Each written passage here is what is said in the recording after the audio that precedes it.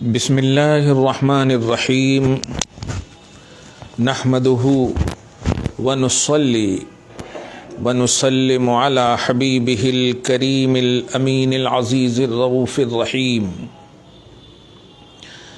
وعلی آلہ واصحابہ الافضلین الاکرمین اجمعین اما بعد فاعوذ باللہ من الشیطان الرجیم بسم اللہ الرحمن الرحیم ایاک نعبد و ایاک نستعین صدق اللہ العظیم۔ حصول برکت کے لیے درود شریف پڑھ لیجیے۔ اللہم صلی وسلم وبارک علی سیدنا و شفیعنا و حبیبنا و مولانا محمد معدن الجود والکرم و آلہ الکرام و ابنہ الکریم وآلہ واصحابہ وبارک وسلم صلاۃ و سلاما علیک یا حبیبی یا سیدی یا رسول اللہ صلی اللہ تعالی علیہ وسلم۔ سامعین و سامعات، ناظرین و ناظرات، حاضرین اور پردہ نشین حاضرات، یہ بدعت کیا چیز ہے کا چھٹواں پارٹ لے کر یہ چھٹویں نشست ہے۔ درس عقائد کے حوالے سے بدعت کیا چیز ہے آپ ہم سب سن رہے ہیں۔ ہفتہ واری Islamic information centre register Hyderabad کی جانب سے یہ پروگرام پریزنٹ کیا جاتا ہے ظہر کے بعد ہر اتوار کو ٹھیک 1:30 بجے سے آدھا گھنٹہ سے کچھ آگے پیچھے ہونا۔ بہرحال گزشتہ درس کی جو خصوصیت تھی آپ لوگوں نے دیکھا، اسلام میں حلال و حرام کا معیار ہم نے بڑی تفصیل سے اس حوالے سے جامع ترمذی، سنن کبریٰ، مشکات، سنن دارقطنی، ان سب کتابوں کے حوالے سے اپنے تفصیل سے سنا۔ شیخ ابن تیمیہ کے حوالے سے بھی آپ لوگوں نے سن لیا ہے۔ آج ہم چھٹویں پارٹ میں یہ بتانا چاہتے ہیں کہ عہد رسالت میں جو لوگ آج کہتے ہیں نا رسول اللہ کے زمانے میں نہیں تھا، صحابہ کے زمانے میں نہیں تھا، پہلے آپ ہیڈنگ ہی دیکھ کر کے سمجھ گئے ہوں گے کہ عہد رسالت یا عہد صحابہ میں کسی کام کا نہ ہونا، جو شکلاً کسی کام کا نہ ہونا، نہ دکھنا، یہ اس کام کے ناجائز ہونے کی دلیل نہیں ہے۔ یہ سب سے پہلے دعویٰ سمجھے آپ، پھر ہم آپ کو بتائیں گے کہ دلیل کیا ہے۔ اب اس کو عام زبان میں بول دوں، نبی کے زمانے میں بہت ساری ایسی چیزیں جو آج ہیں نہیں تھیں، صحابہ کے زمانے میں بہت ساری ایسی چیزیں جو آج ہیں نہیں تھی۔ سر فہرست 3-4 چیزوں کا بڑا ذکر کرتے، میلاد النبی، نیاز، فاتحہ، میں نے پوری تفصیل سے اس کے بارے میں بتائی، لیکن میں ایک عنوانی بات بتا رہا ہوں کہ نبی صلی اللہ علیہ وسلم کے زمانے میں یا صحابہ کرام کے زمانے میں کسی کام کا نہ ہونا، کسی کام کا نہ دکھنا، یہ اس کام کے ناجائز ہونے کی دلیل نہیں ہے۔ بس اس کو سب سے پہلے آپ پوائنٹ نوٹ کریں اس کو۔ اب ذرا وہابیہ اور اہل حدیث غیر مقلدین، خاص طور سے جو حافظ ابن حجر عسقلانی، آپ ذاکر نائک کی بات اگر کبھی سنے ہوں گے تو یہ اپنے حوالے میں حافظ ابن حجر عسقلانی بہت زبردست ان کی گفتگو میں ہوتی ہے۔ آپ دلیل ملاحظہ کریں، دعویٰ کیا ہے کہ جو کام عہد رسالت میں یا عہد صحابہ میں نہیں تھا، آج ہے، تو یہ کام جو آج ہے یہ ناجائز نہیں ہے۔ عہد رسالت میں یا عہد صحابہ میں کسی کام کا نہ ہونا ناجائز ہونے کی دلیل نہیں ہے. دھیان دیجیے، حافظ ابن حجر عسقلانی 852 ہجری متوفی اپنی کتاب شرح بخاری فتح الباری میں نقل کرتے ہیں. عربی کے جملے ہیں: الفعل يدل على الجواز وعدم الفعل لا يدل على المنع. فتح الباری 10/15 15/10 دیکھیں آپ. ترجمہ پہلے سنیں. کسی کام کا کرنا، الفعل یدل علی الجواز، اس کے جواز کی دلیل ہے، یعنی جو کام کر رہے ہیں فی نفسہ ہی وہ کام جائز ہے. وعدم الفعل، اور کسی کام کا نہ کرنا، لا يدل علی المنع، منع کی دلیل نہیں ہے. پہلا حوالہ. دوسرا حوالہ سنیں، ریفرنس علامہ ابن حمام 861 ہجری فتح القدیر میں تحریر فرماتے ہیں: ثم الثابت بعد هذا نفی المندوبیت اما ثبوت الکراہیت فلا الا ان يدل دلیل آخر. فتح القدیر والیوم 1 پیج نمبر 446 446/1 446/1. ترجمہ: یعنی نبی اکرم صلی اللہ علیہ وآلہ وسلم اور صحابہ کرام رضوان اللہ تعالی علیہم اجمعین نہ کرنے سے، یعنی ان کے نہ کرنے سے اس قدر ثابت ہوا کہ مسنون نہیں ہے. دھیان دیجیے گا، رہا مکروہ ہونے کا ثبوت، یعنی اگر کوئی چیز مسنون نہیں ہے، نہ نبی سے ثابت ہے اور نہ صحابہ سے، اتنا ثابت ہوا کہ مسنون نہیں ہے، یہ بات ہے، لیکن وہ مکروہ بھی ہے، تو یہ تصور صحیح نہیں. اسی لیے کہہ رہے ہیں کہ رہا کراہت کا ثبوت، یعنی مکروہ ہونے کا ثبوت، غلط ہونے کا ثبوت، جو دلالہ جملہ کہتے ہیں، تو وہ اس وقت تک نہیں ثابت ہو سکتا جب تک کہ کوئی دلیل اس کے مکروہ ہونے پر قائم نہ ہو. کوئی چیز نہیں ہے عہد رسالت میں، عہد صحابہ میں، تو اتنا کہہ سکتے ہیں یہ مسنون نہیں ہے. مسنون نہ ہونا مکروہ ہونے کی دلیل کیسے ہو سکتی؟ مکروہ ہونے کے لیے، ضلالہ ہونے کے لیے دلیل چاہیے.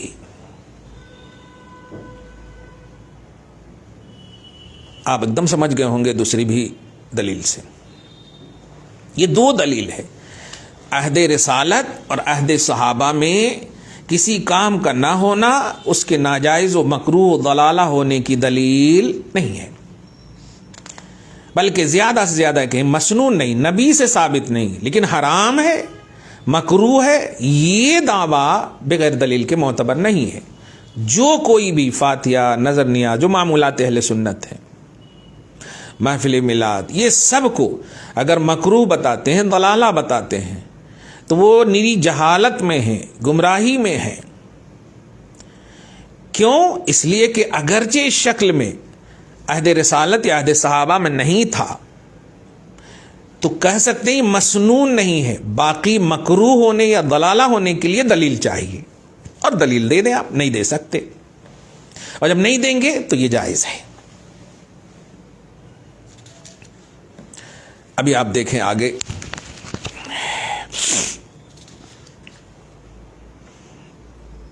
اشیاء میں مباح ہونا ہی اصل ہے. دھیان دیں، اس ہیڈنگ کے تحت جو باتیں آپ کو پیش کی جا رہی ہیں توجہ سنیں. اسلام ایک آسان، واضح اور قابل عمل دین ہے. شریعت مطہرہ میں کوئی چیز اس وقت تک ناجائز اور حرام قرار نہیں پاتی جب تک قرآن و سنت اسے ناجائز و حرام قرار نہ دیں. ایک ایک لفظ کو بڑی توجہ سے سنیں. یعنی قرآن و سنت جب ناجائز کہیں گے تو ناجائز ہے، حرام کہیں گے تو حرام ہے، ضلالہ کہیں گے تو ضلالہ ہے۔ جس چیز کو کتاب و سنت میں صراحت کے ساتھ حرام قرار نہیں دیا گیا ہے اسے از روئے شرع یعنی شریعت کی دنیا میں شریعت کی روح سے حرام تسلیم نہیں کیا جا سکتا۔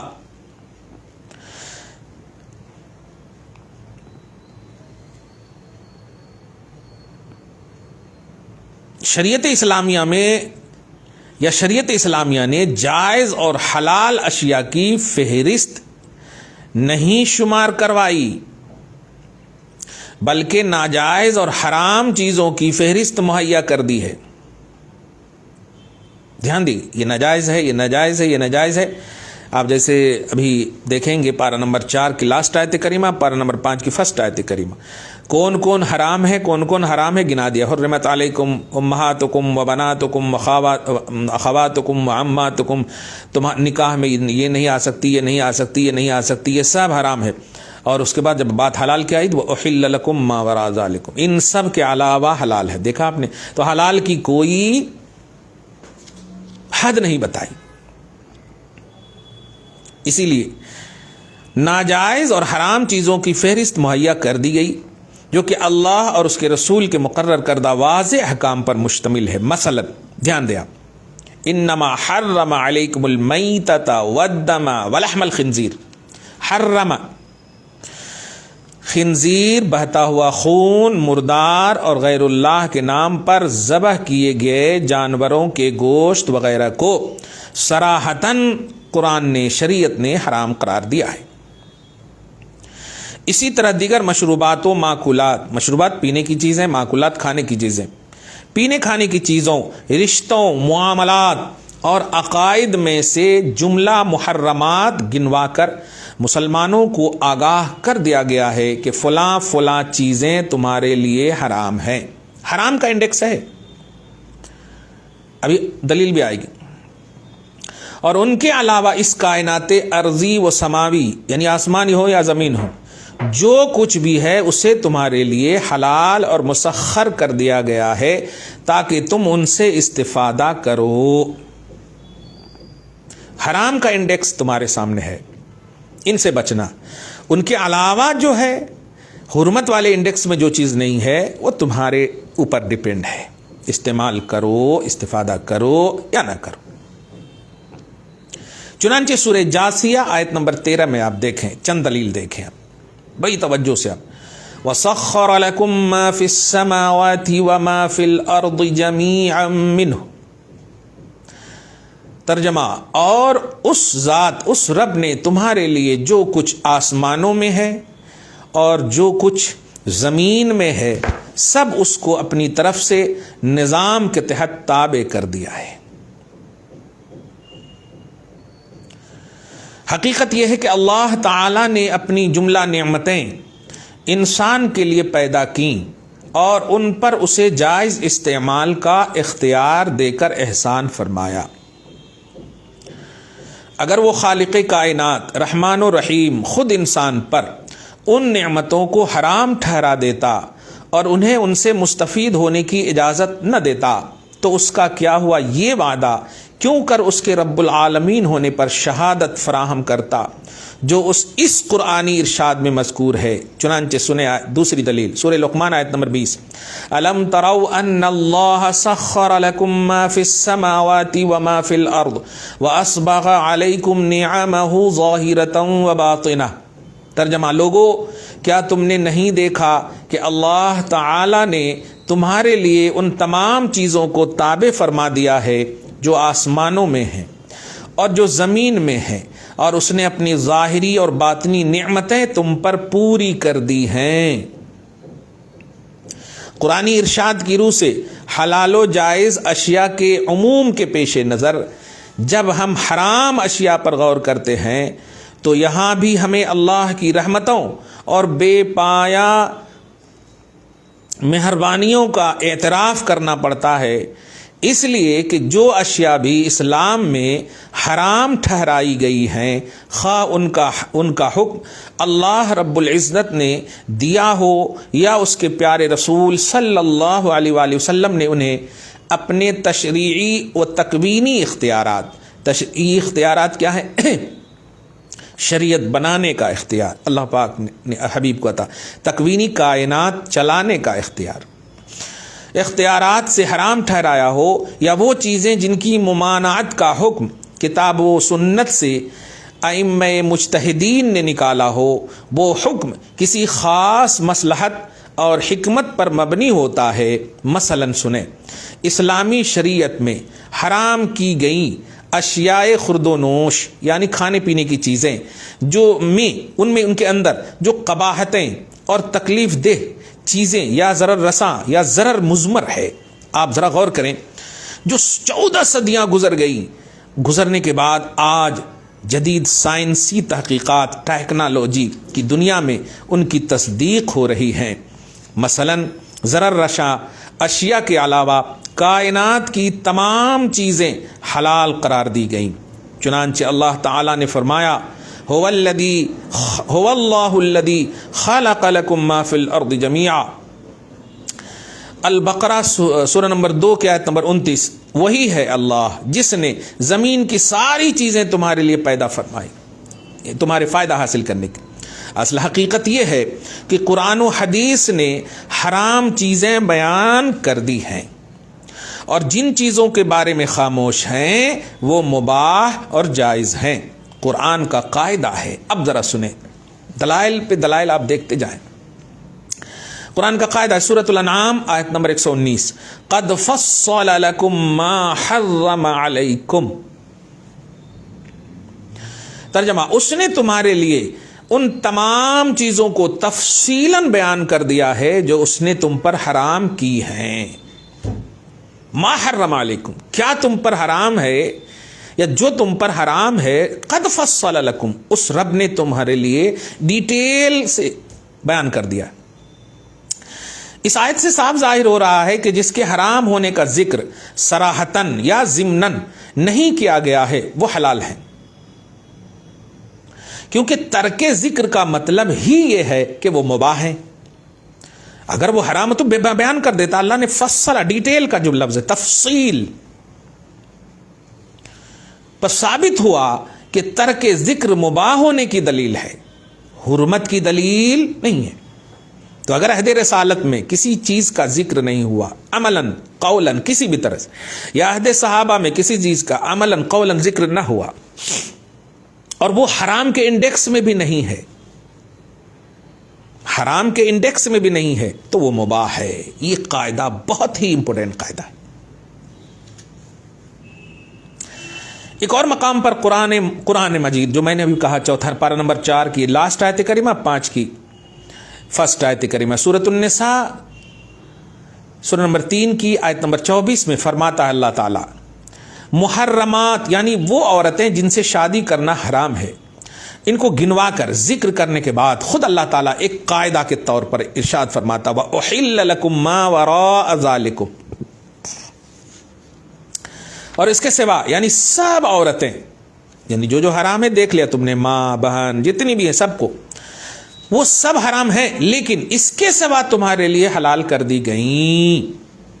اس آیت مبارکہ میں قرآن واضح کر رہا ہے کہ کسی چیز کے حرام ہونے کا ذکر قرآن میں نہ ہو، خواہ صراحتاً یا ضمناً یا اشارتاً، یہ اس کے حلال ہونے کی دلیل ہے، حرام ہونے کی دلیل نہیں۔ حرام کا ذکر ہونا، ذکر نہیں ہے تو یہ حلال ہونے کی دلیل ہے۔ یہ علمی شہپارہ آپ لیں ذرا، جو حرام ہے اس کی تفصیل ہوگی ہی قرآن میں، اس کا ڈیٹیل ہوگا، اللہ پاک نے کہا، اور جو حرام کے انڈیکس میں نہیں ہے ذکر صراحتاً یا ضمناً یا اشارتاً، وہ اس کے مباح ہونے کی دلیل ہے وہ، اور حلال ہونے کی دلیل ہے۔ تو جب قرآن میں ذکر نہ ہونا، دھیان دیں، حلال ہونے کی دلیل ہے، یہ دیکھیں قرآن میں ذکر نہ ہونا، بارگاہ خدا میں ذکر نہ ہونا حلال ہونے کی دلیل ہے، تو حضور پاک صلی اللہ علیہ وآلہ وسلم اور صحابہ کرام رضی اللہ عنہم کا کسی چیز کو نہ کرنا اس کے حرام ہونے کی دلیل کیسے ہوگی؟ وہ بتائیں وہابیہ جو بار بار کہتے ہیں نبی نے کیا نہیں، صحابہ نے کیا نہیں. نبی کا کرنا یا صحابہ کا کرنا یہ دلیل ہے بے شک، لیکن نبی کا نہ کرنا یا صحابہ کا نہ کرنا عملاً فعلاً قولاً کسی بھی طرح سے یہ حرام ہونے کی دلیل نہیں ہے. حرام کی فہرست اور اس کا انڈیکس ڈیٹیل کے ساتھ ذکر ہے. تو جو عمل آج ہو رہا ہے اگر یہ عمل حرام کے انڈیکس میں ہے تب تو بالکل ٹھیک ہے، الگ سے پھر حرام کی دلیل ہی نہیں مانگی جائے گی. آپ بتائیے حرام کے انڈیکس میں کیا کہا؟ سور، مردار، بہتا خون، وقت ذبح غیر اللہ کے نام پر جانور ذبیحہ حرام ذکر کر دیا، خبائث اس کا ذکر کر دیا. اب اسی انڈیکس میں کیا الفاتحہ تو حرامن یا 11ویں حرامن، نظر نیاز حرامن ہے اس انڈیکس میں؟ نہیں ہے. تو اس انڈیکس میں ان کا نہ ہونا ہی ان کے حلال ہونے کی دلیل ہے. یہ قاعدہ سمجھیے، یہ گرامر بیسکلی عنوانات اور بیسکلی باتوں سے ہم بھی غافل ہیں، ہمارے لوگ بھی غافل ہیں. پھٹ خلی فتوے لگانے کے لیے ہم آتے ہیں، تم نہیں کرتے ہو اس لیے تم یہ ہو تم وہ ہو. ایکسپلینیشن کب کریں گے آپ؟ ایکسپلین کب کریں گے آپ؟ اس لیے جو اصول اور ضابطے دیے جا رہے ہیں اپنے مذہب کے دفاع کے لیے ان اصولوں کو آپ ہم سب ہمیشہ یاد رکھیں. خلاصہ عہد صحابہ، عہد رسالت، عہد صحابہ تو ہے ہی اپنے مقام پر. قرآن میں اگر جو چیز کا ذکر ہے تو وہ حرام ڈیٹیل کے ساتھ وَأُحِلَّ لَكُم مَّا وَرَاءَ ذَلِكُمْ، اور جن کا حرمت کے انڈیکس میں ذکر نہیں ہے ان کے ماں سوا سب حرام ہے، وہ سب حلال ہے. کیا بات ہے! یہ بات بڑی اہم ہے، امپورٹنٹ ہے. یہ قرآنی بات ہے، یہ کوئی بریلی یا نظامی کی بات نہیں ہے. اب قابل توجہ بات ذرا دھیان دیجیے گا، اس تصریح کے بعد یہ امر بھی قابل توجہ ہے کہ شریعت اگر اس چیز کا نام ہو کہ جسے خدا اور اس کے رسول صلی اللہ علیہ وآلہ وسلم نے جائز اور حلال فرمایا اس کو جائز، اور جس پر شریعت خاموش ہے اس کو ناجائز و حرام ٹھہرا لیا جائے، تو پھر روز مرہ زندگی میں صبح و شام ہزاروں ایسے امور ہیں جن کا حکم نہ اللہ نے دیا اور نہ رسول اللہ صلی اللہ علیہ وآلہ وسلم نے ان کے متعلق بظاہر کچھ ارشاد فرمائے. مثلا ہمارے کھانے پینے، پہننے اوڑھنے کی اشیاء، غرضے کہ ہمارا ہر لمحہ حیات، زندگی کا ہر گوشہ ایسی چیزوں سے وابستہ ہے جو ہماری زندگی میں جزو لن ينفک یعنی نہ جدا ہونے والا حصہ بن گیا ہے، جو عہد نبوی اور دور صحابہ میں موجود نہیں تھی، تو وہ بھی حرام ٹھہریں گی. اور اس طرح ان لاکھوں نئے معاملات میں گھری ہوئی ہماری مکمل زندگی اس تصور بدعت کے زمرے میں آ کر بیکاری کا شکار ہو جائے گی اور شریعت اسلامیہ کی کشش اور تازگی ختم ہو جائے گی. یقیناً ایسا نہیں ہے. ایک چھوٹی سی مثال آپ کو ابھی، کہ یہ جو انگوٹھی ہے کیا نبی کے زمانے میں تھا؟ ایگزیکٹ جو بولتے ہیں نا، ایگزیکٹ تھا؟ نہیں تھا. یہ چشمہ تھا؟ یہ چشمہ کا تصور، انگوٹھے کا تصور تھا ایگزیکٹ. تو ریلیٹڈ آف کر رہے ہیں نا. لیکن بتائیے کیا یہ حرام کے انڈیکس میں ہے؟ نہیں، حلال کے انڈیکس میں. ایک نگ 2.5 ماشا سے کم. دیکھیے حالانکہ ایگزیکٹ نہیں تھا، یہ انڈیا کی چاندی ہے، وہ حضور کے زمانے کی چاندی نہیں. یہ انڈیا کا نگینہ ہے، حضور کے زمانے کا نگینہ نہیں. حضور نے دیکھا بھی نہیں ظاہری طور پر، صحابہ نے دیکھا بھی نہیں، نہ قولاً نہ فعلاً. چشمے، یہ مائک، سب سے بڑی دلیل. آپ ہم اگر حضور کے زمانے ہی میں ایک دم فزیکلی طور پر، پریکٹیکلی طور پر کسی چیز کے ہونے ہی کا نام شریعت ہے تو آپ ہم بھی نہیں ہیں، تو پھر آپ ہم بھی بدعت ہو گئے. اور آپ کے گرامر کے حساب سے کلو بدعت ضلالہ، تو آپ ہم بھی ضلالہ ہو گئے. یہ کیسا لاجک ہے؟ اسی لیے کہا میں کہ شریعت اسلامیہ کی کشش و تازگی ختم ہو جائے گی اگر ایسا موہومی تصور رکھیں گے تو۔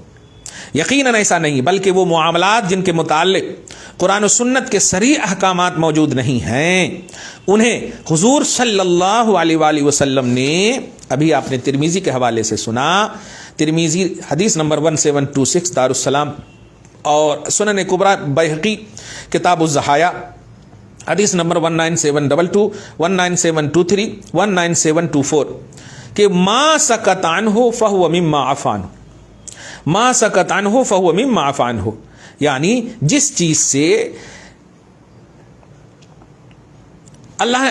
جس چیز میں جو کتاب اللہ میں وضاحت نہیں، خاموش ہے اللہ رسول، تو وہ ایسی چیز ہے جس اللہ تعالیٰ نے چھوٹ دی ہے، چاہو تو کرو، یعنی مباح ہے وہ۔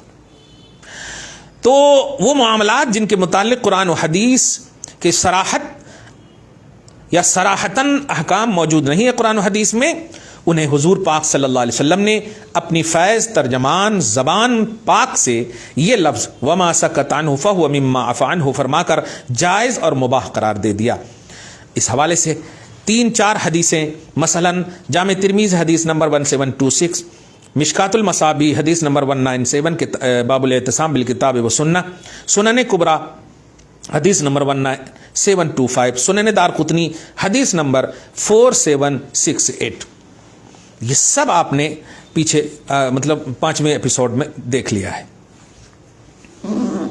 اب پھر میں امام بیہقی کے حوالے سے ایک حدیث بیان کرنا چاہتا ہوں، ذرا توجہ سے سنیں آپ۔ حضرت ابو درداء رضی اللہ تعالی عنہ نے مرفوع حدیث بیان کی ہے۔ مرفوع اس حدیث کو بولتے ہیں جس کی سند ڈائریکٹ نبی تک پہنچے، مثلا صحابی کہے اللہ کے رسول نے فرمایا، اللہ کے رسول نے فرمایا، راوی کہے اللہ کے رسول نے فرمایا، صحابی کہے اللہ کے رسول نے فرمایا۔ کیا ہے دیکھیے الفاظ، ما احل اللہ فی کتابہ فہو حلال وما حرم فہو حرام وما سکت عنہ فہو مما هو عافیہ فاقبلوا من اللہ عافیتہ ان اللہ لم یکن نسیا۔ بیہقی سنن کبریٰ 10-12۔ ترجمہ، وہ چیز حلال ہے جسے اللہ تعالی نے قرآن میں حلال ٹھہرایا ہے، اور حرام ہے وہ چیز جسے اللہ نے اپنی کتاب میں حرام ٹھہرا دیا، اور وہ اشیاء یا وہ چیزیں جن کے بارے میں سکوت اختیار فرمایا گیا ہے تو وہ تمہارے لیے معاف ہے۔ پوائنٹ نوٹ کرے، پس اللہ تعالیٰ سے رخصت کی چیز لے لو، بے شک اللہ تعالیٰ بھولنے والا نہیں۔ ایک ایک لفظ پر غور کریں۔ دوسری حدیث حضرت سعد بن ابی وقاص رضی اللہ عنہ سے مروی ہے، رسول اللہ صلی اللہ علیہ وسلم نے فرمایا، ان اعظم المسلمین جرما من سأل عن شیء لم يحرم فحرم من اجل مسألته۔ بخاری کتاب الاعتصام باب ما یکرہ من کثرت السوال حدیث نمبر 7289۔ بے شک سب سے بڑا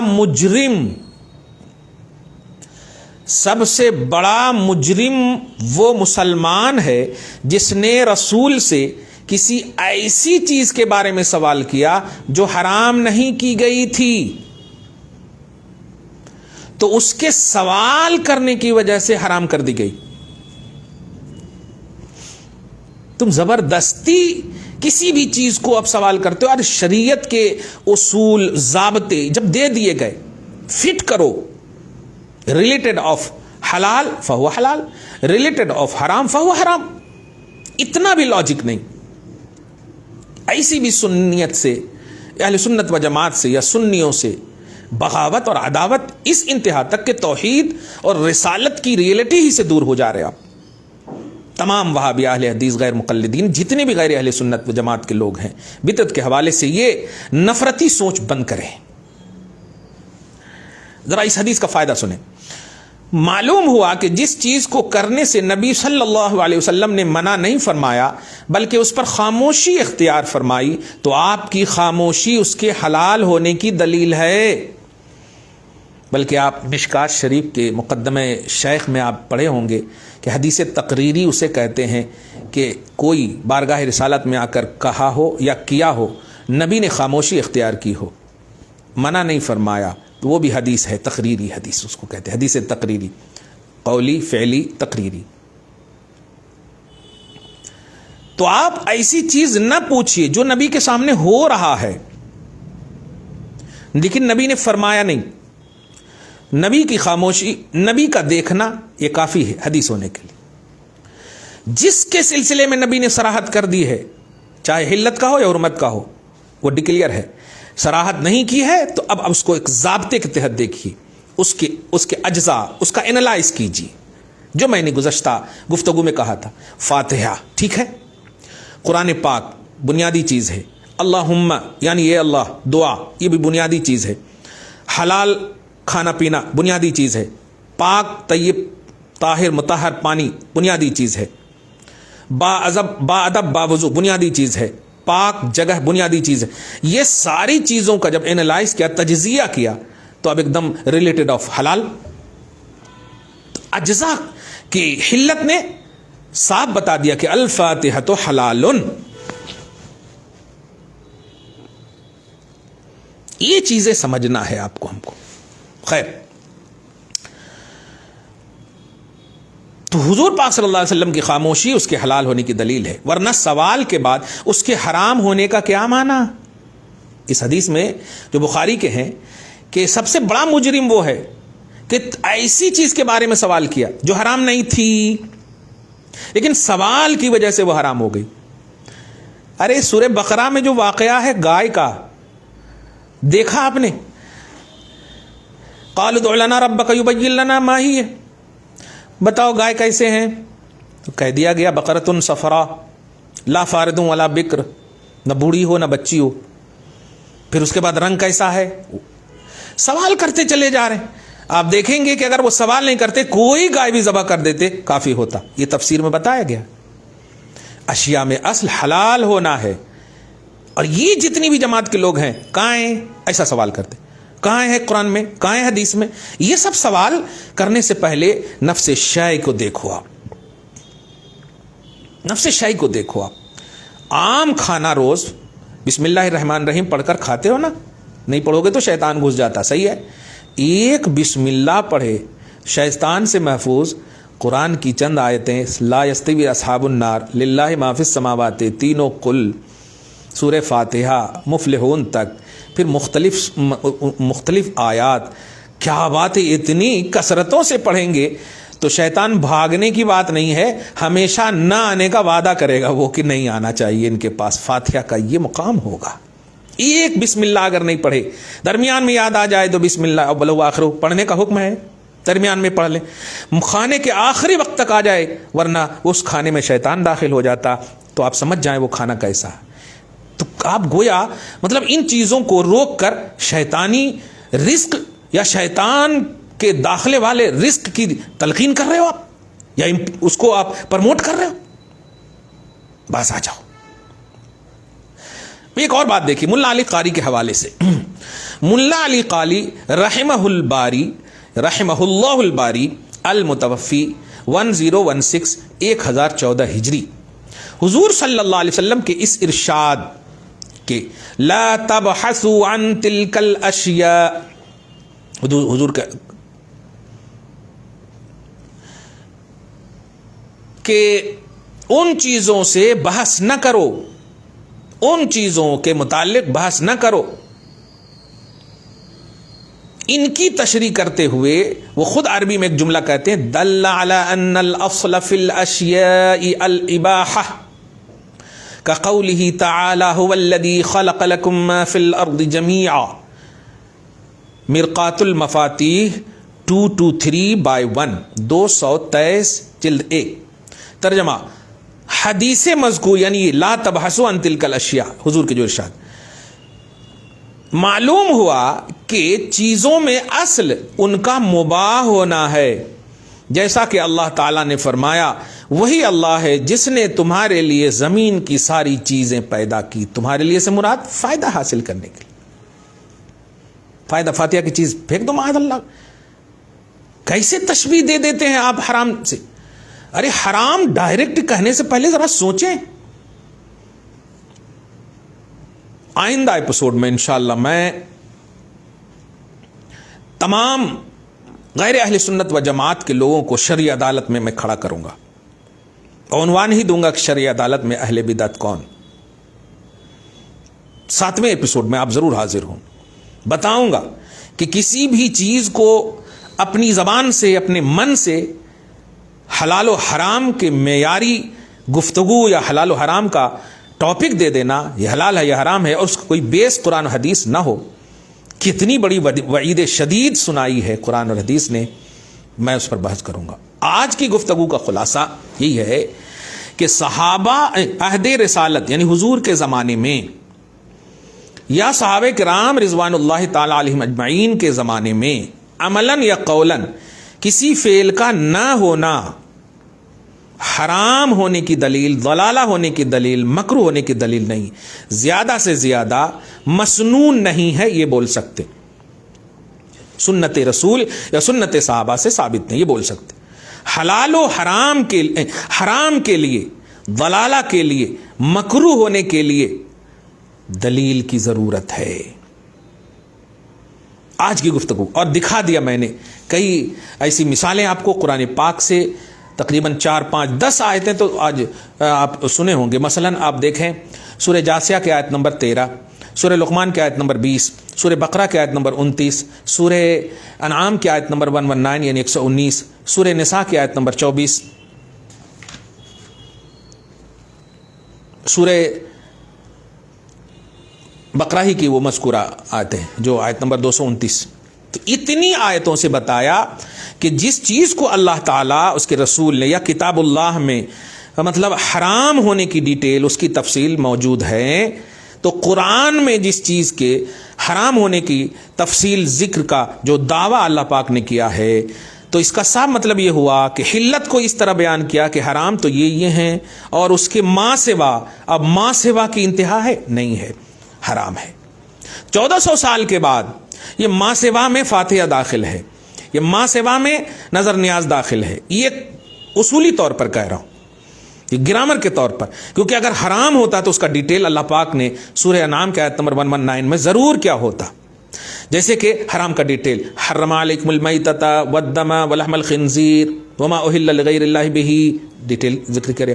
مردار، سور مردار، بہتا خون، غیر اللہ کا ذبیحہ، یہ سب بتا دیا. اس لیے اور نکاح کے باب میں بھی حرمت. تو یہ جو حرام کا ڈیٹیل اللہ پاک بیان فرما رہا، اور حلال کے بارے میں کہہ رہا کہ اس کے ماں سے با حلال ہے، تو حلال کی انتہا رہی نہیں. نتنے چیزیں اب آپ دیکھیں نا، برگر ہے، پیزا ہے، تھا رسول کے زمانے میں صلی اللہ علیہ وسلم، لیکن اس کے اجزاء کو دیکھ کر کے آپ کہتے ہیں نا کہ اس کے اجزاء حلال ہیں، اس لیے وہ بھی نام کچھ بھی پڑ جائے. فاتحہ میں تمہیں اجزائے حلالیہ نظر نہیں آئی، حلال اجزاء نظر نہیں آئے. کیسی چیز ہے یہ، کیسی عداوت و شرارت و دشمنی ہے. خیر، آج کی گفتگو سے یہ عقیدہ ہمیشہ رکھیں اور یہ الفاظ بھی زبان پر رکھیں کہ نبی کے زمانے میں یا صحابہ کرام کے زمانے میں عملاً یا قولاً کسی چیز کا نہ ہونا یہ ناجائز ہونے کی دلیل، ضلالہ ہونے کی دلیل، مکروہ ہونے کی دلیل نہیں ہے، بلکہ حلال ہونے کی دلیل ہے. فرض و واجب ہوتا تو صراحت ہو ہی جاتی، حلال ہونے، مباح ہونے کی دلیل ہے. یہ آپ کا عقیدہ اور ساری دلیل آپ ڈیٹیل سے ہمیشہ سنتے رہیں. دعا ہے اللہ تعالیٰ آج کی اس خصوصی گفتگو کو حبیب پاک صاحب الاولاق کے وسیلے سے قبول فرمائے، اپنی شان کریمی کے مطابق اجر عطا فرمائے، گھر بار میں اولاد میں برکتیں عطا فرمائے. جو حضرات حاضر ہیں مولا سب کی حاضری کو قبول فرما، ان کی عمروں میں برکتیں عطا فرما، ان کی دینی خدمات کو قبول فرما، علم میں اضافہ، عمر میں اضافہ، برکتیں عطا فرما. ان کے گھر بار آل اولاد میں برکتیں عطا فرما، ان کے اصلوں کو بخش دے مولا، ان کی نسلوں کی حفاظت فرما. جو کمیاں بیشیاں کسی بھی طرح سے شعبہ حیات میں رہ رہی ہیں مولا معاف فرما، اور ہم سب کو دینی خدمات سے لبریز ہو کر اخلاص للہیت کے ساتھ خدمات دینیا کی توفیق نصیب فرما، اور ہماری خدمات کو قبول فرما. اپنے فضل سے ہم سب کی مدد فرما، حفاظت فرما. رحمتک یا ارحم الراحمین والحمد للہ رب العالمین. خیال رکھیں، حاضر ہوتا ہوں پھر انشاءاللہ عز و جل.